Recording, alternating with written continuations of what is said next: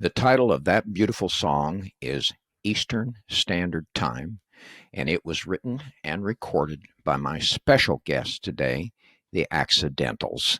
They are Sav Beist and Katie Larson, both talking to me today from Nashville, Tennessee. Welcome to the Friday afternoon music mix. Thanks for having us on. Yeah, it's great to be here.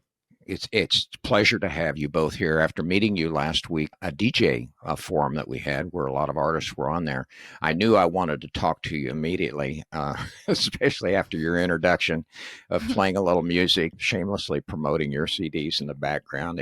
You were hilarious. In addition to being incredibly talented, I really wanted to bring you on and talk with you about your collaboration, not only the two of you, but also your songwriting.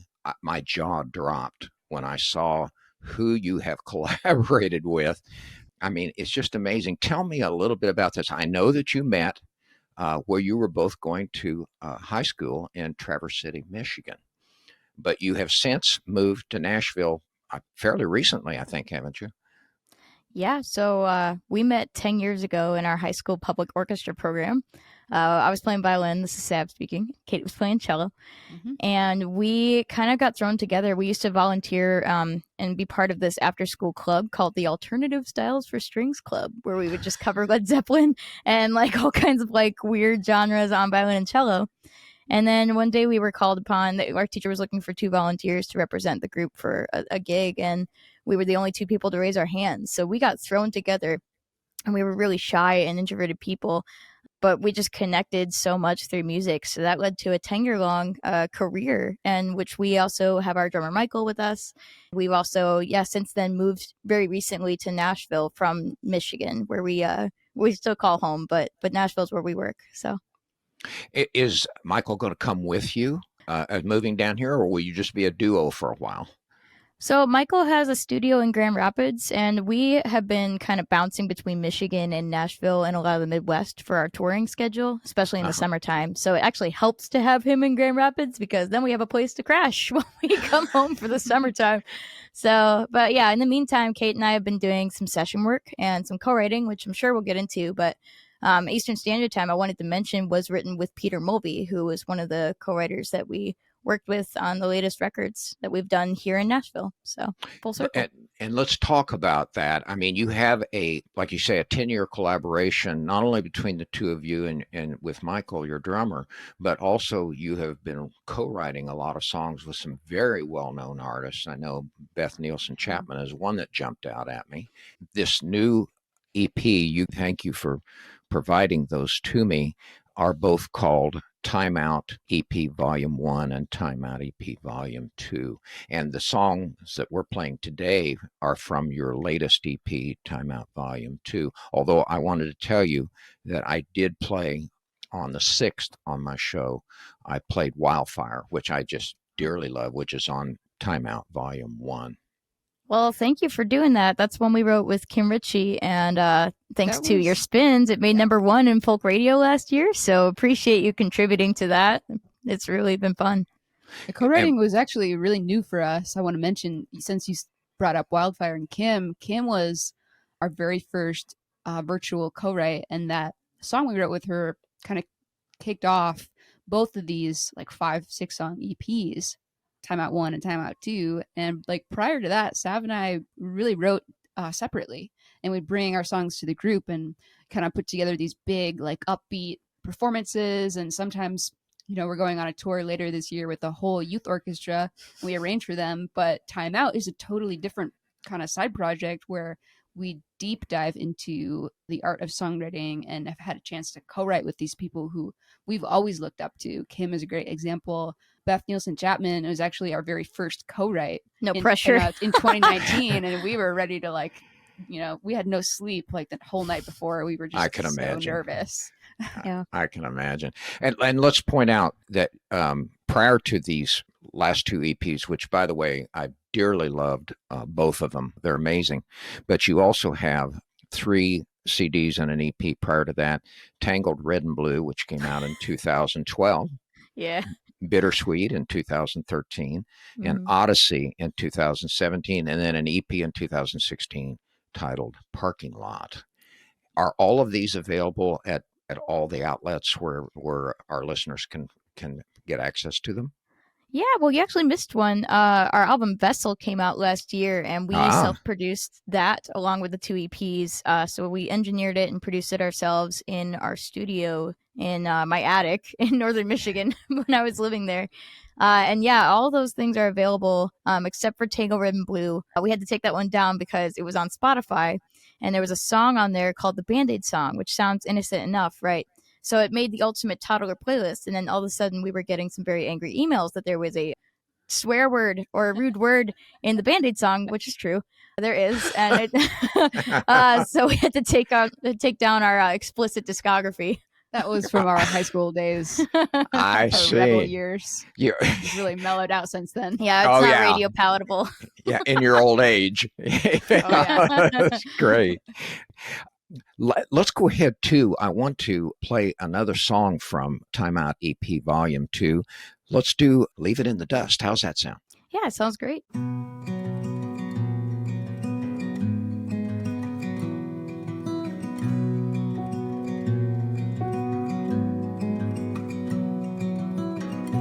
If you ask me where I'm going, I'll only tell you where I've been. Passing time and neon signs and highways that know me like a friend. The burden gets so heavy in a war with wanderlust. One day I'll lay my sword down and leave it in the dust.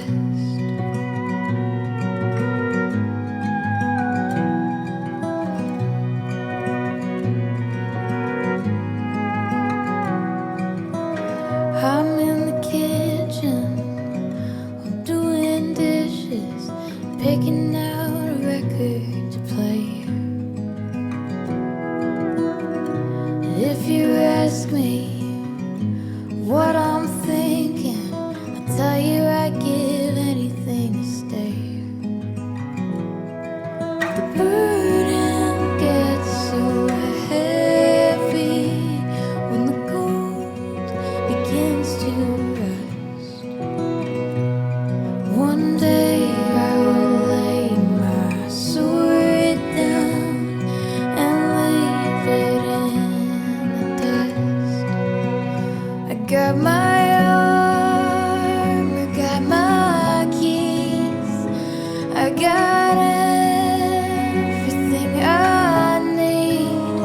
No lights left on, no long goodbyes, just the road and a million broken minds. So there you have it, a new beginning. There's always one suitcase away. For me, the leaving is just like breathing till the price is more than I can pay. A burden gets so heavy with dreams that you can't trust. One day I'll lay my sword down and leave it in the dust. One day I'll lay my sword down and leave it in the dust. Terrific song. All of these songs on this latest EP are just fantastic. I have a couple favorites on there. I really like Circling Round Again and Wide Open. I think both of those are just absolutely beautiful. What I have found so amazing about you is that, like with so many great artists, unfortunately, I had not heard of you before, and I'm so glad that we were introduced. But there was an article was so aptly put on your website that I liked. It was called "Why Is It Hard to Succeed in Music if you are not mainstream. And I think that was by somebody called Johnny Kelly in 2015. Does that ever explain this business or what? I mean, I think it just depends on what your definition of success is at the end of the day. You know, it's changed a lot for us over the years, but ultimately what we set out to do is make music that resonates with us and makes us happy. And in the process, we learned that it's much more rewarding when you do so in collaboration with others. So those co-writes that you mentioned, Circling Around with Beth Nielsen Chapman, Wide Open with Gretchen Peters, they're important to us not just because we had the chance to meet some of our heroes, but also because these people inspire us to write and inspired us to be creative in a time where it was really hard to be creative and to keep going. I think the past couple of years have been hard for everyone, really, in different ways. And so, yes, it is a grind, but it's rewarding to do the grind together, I think. Well, in addition to the who's list that you have of co-writes, your musical collaborators, your guest performance on your albums are a who's list in its own right, aren't they? Yeah, we actually had some really awesome cats on this Timeout EP too. The Timeout EP 1 we did in isolation, so we couldn't really have any guests. So we kind of went all out on the second session. We had our friend Dominic Davis play bass, and he is actually the bass player for Jack White, along with a bunch of other artists. Fats Kaplan, also from Jack White's band. So at this point, we just needed Jack White on the record, and then we're good. But we also we worked with Jesse Isley on electric guitar. He really did a good job. And then we had some of the writers who wrote these songs with us come in and play. So, for instance, you mentioned Leave It in the Dust. Gary Burr and Georgia Middleman came in and cut tracks on that song. And it was just a really cool full circle way to show, you know, how these bridges have sort of formed over the years. So the thing that, and you pointed this out, that you're progressing in your work, which is just incredible. Not only do you have beautiful voices and harmonies, I was thinking this morning before we talked that I don't know how you're going to take this, but who you kind of reminded me of your harmonies is the Chicks. Oh, sweet! That's a great compliment. I mean, we grew up listening to them. Oh, they have beautiful harmonies. The two sisters and Natalie Maines. You just reminded me a lot of them. Just from, not that you necessarily do the kind of music that they do, but just wonderful harmonies. Tell me a little bit, please, if you would, about how you do your writing, and then one of the things that I have noticed about these two EPs that I listened to is the use of your strings, which, by the way, we haven't pointed out that both of you are multi instrumentalists, and I do mean multi instrumentalists. You can tell us a little bit about the instruments you play, and then tell me the use of strings. Like I said in Wildfire, that just really jumped right out at me. Oh, thank you. So the first thing we wanted to tackle was talking a little bit about the songwriting process. I think it's different for when we write personally and when we write in co-writes. Either way, the commonality is that we're treating it a little bit like a therapy session, like a free therapy session. And you have to, because you have to get really vulnerable and to break down your walls in order to write about the truth of something. And the truth is really hard to talk about, but it means a lot to sing it out loud and people resonate with it more. So a lot of our writing stems from just kind of breaking down the walls and trying to understand like what our conscience is trying to tell us, what our environmental influences are trying to tell us, and what does it mean, and how can we line it up in a way that's genuine. So a lot of our early writing too, I don't know if we mentioned, we like the first 6 years of being a band full time were spent completely on the road. Yeah. So we lived on the road doing like 200 to 250 shows every year. That's a lot. And that influenced the writing a lot. I think you'll hear that in like Vessel or Album Parking Lot or Odyssey, a lot of things we had seen on the road and experiences we had and people we met.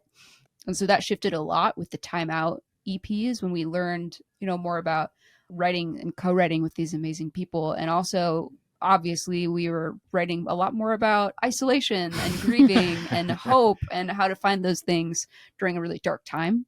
Right. But I also, you know, our string influences, like as far as building string parts, we're lucky that we did start in a youth orchestra program and that there was one that was a concrete part of our school. We do a lot of workshops for kids now where we'll go into schools that might have an orchestra program or might not have any music programs whatsoever. And we just talk about how important music is. And, you know, it is the reason why we are a band today. So having that string theme kind of come through in every single track we've ever done is really important to us. but the way that we build it is very crazy. Wildfire, for instance, we actually recorded the entire thing in E major. And then about halfway through, we had everything done except for the vocal. So about halfway through my vocal take, I realized, like, guys, it's a half step too high. We have to do this entire thing over again. Wow. And what's funny is, like, all the string parts, a lot of the violin parts have been improvised, and we loved them too much to change them. So I had to go in and listen to all these crazy, like, non-rhythmic improv parts and just play them a half step lower for like hours. It took us, but it was worth it. It worked out. Yes, So. it's just a drop dead gorgeous song. It really is. I Thank mean, you. the string arrangements. Do you do all your own arrangements? And by the way, who produces? Do you do that yourselves as well? We do. Yeah. So Wow. so I went to school for audio technology at my college in Northern Michigan. Michael also went to school for audio technology in Belmont in Nashville, Tennessee. And Kate has like 10 years of audio experience as us setting up our own sound, basically. Yeah. So the three of us were able to take the gear that luckily were sponsored by a lot of companies. So we just took the gear out of the trailer once the world shut down, and we built a studio in my attic with like flipped over mattresses and like thumbtack blankets to the ceiling. And we used our CD boxes and built them into partition walls. I mean, it was just like a hodgepodge thing going on. But we kind of put together our combined knowledge, and we produced and engineered the last 3 records that are out. So yeah, it was a very dynamic, interesting time, but we learned a lot, and we still learn something new every day. So Katie and Sav, I got to tell you, the production on these 2 EPs is masterful. I mean, I've heard some of the best. I mean, I've heard a lot of music over the last 15 years, and I've heard some of the best producers in the business, and you're right up there with them. This is, I mean, wow. It's just drop your jaw that good. It really is. I was stunned. I thought, who produced this? This is just well, great. Appreciate it. I do want to throw credit at Mills Logan here in Nashville for mixing it. I don't like to mix, so that was nice of him to take that on. And also Richard Dodd is our mastering engineer go-to. So yeah, they were incredible for helping put this at the level we wanted it at. It's really great, and both EPs share that. There's no doubt about it. Have you got a big summer ahead of you as far as touring goes? Yeah, we do. We just finished a tour supporting Time Out Session 2, and that was like a Songwriters in the Round style tour. And we had Beth Nielsen Chapman, Kim Ritchie, and Maya Sharp in a van with us. Just to be clear, it was a total party. So that was the Time Out 2 tour. That was a good time. And now we're completely changing lanes. We are playing shows all summer long and gearing up for an August tour that will be supporting a brand new album of our songs that have been reimagined and recorded by the Kaboom Studio Youth Orchestra in Cleveland, Ohio. So We'll be touring with a 30-piece orchestra of students throughout the Midwest. We're in the middle of recording that right now. And we're hoping later this year to release sort of a project of cover tunes that we learned songs by artists who inspire us. And so we'll put that out. Yeah, it'll be about time for Time Out 3, I think. Are you doing any international touring at all this year? Overseas anywhere? Oh, international. We're kind of playing it by ear. We did a tour of the UK in 2019 that was really, really fun. I saw that on your website. Mm-hmm. It's funny. We were just talking about this the other day. We kind of bombed our first 3 shows in the UK, and it's because we came in with a lot of bombastic American energy. So I ended up hitting up Beth Nielsen Chapman, who's a UK, basically a resident at this point. Like, she has a residency over there. And I was like, I think we're bombing. What do we do? And she's like, just play 2 songs. Don't say who you are. Don't say what you do. And then talk about how good the food is. So we did this, and every night was so amazing after that. Yeah, so like, how about those fish and chips, everybody? Beans on toast, baby. Oh my God, you guys are great. So yeah, we'd love to come back and talk more about the food and also eat the food. That'd be cool. So I knew you had tremendous senses of humor when I first met you. It's great. What a way to induct yourself to the audience. That's great. I like that a lot. It's terrific. Let me point out again that my 2 guests here today are the Accidentals. That's Sav Beist and Katie Larson. Michael's their drummer, who will be joining them, I'm sure, on this tour when you're going around. That's great. Yeah. And you've got a new album that's getting ready to come out. You're going to be touring with through the Midwest with this youth orchestra, which is basically how you 2 met, isn't it? Yeah, except this program is very much like centered around collaboration with an art too. Like it's hard to explain really, but basically they have a youth orchestra that's a studio orchestra, and they have a video game like animation department and it's all kids ages 15 to 25, and they have like all kinds of cool programs basically just to introduce like young students into the entertainment industry. So it's really like way cooler than we were at 15. like, yeah, for real. I don't know if I could get into this orchestra if I auditioned, to be honest with you, and I played violin for 15 years now, so they're really talented. I can tell you it's way cooler than when I grew up, that's for sure. I mean, I'm riding Barney's back into Jurassic Park compared to you guys, I'll tell you. Incredible. Nah, there music we go. keeps you young. By the way, I noticed that you guys are fans of Nico Case. I saw she's got a brand new album that just came out as well, too. Yes, the Wild Creatures record. Yeah, we love her. We love Indigo Girls. We love the Chicks. We also love Bare Naked Ladies. I mean, like, you know, we Yeah. have our fair share of genre influences. But yeah, Nico Case is like my number one songwriter. Like, want to write with her one day. So if you know her, like, you know, put it in I the do good not word. know her. I don't know her personally, but I was on a station in Tucson, Arizona for 10 years, and she lived there before she moved to Vermont and relocated and built a studio in her barn there. And she's Yeah, a that's right. fantastic lady. Like yourself, she gives back an awful lot, you know, which is Yeah. great. Why don't I then? Well, you know, I want to tell you that I think you two are absolutely wonderful. And you're also, you have personalities to go along with, and you have good business sense, which a lot of artists don't have, unfortunately. And so I know you're going to be tremendously successful, and I hope you'll think of me when your new music comes out, and you'll send it to me so I can play it on KSVR and KSVU. Oh, man. Absolutely. I think that people like you are not only changing the music industry, but you're changing the world, which I think is really great. Appreciate it. Thank you so much for joining me here today. I really appreciate it. It's been an absolute pleasure to meet you both. And why don't we go out with a third song from the timeout session too? But let me point out also that you have a great website that people will enjoy looking at. It's called More Accidentals. Nope. Sorry. Got a new one? It's theaccidentalsmusic.com. Theaccidentalsmusic.com. Can they pick up these two new EPs? Are they released yet? Yeah, they're both out. Everything's out so far. So, but yeah, I think we're gonna play Remain the Same, right? That one's one that we wrote with Tom Paxton. So shout out to Tom. He's incredible. That's great. Once again, thank you both so very much for joining me here today. Best of success to you. Let's go out with Remain the Same.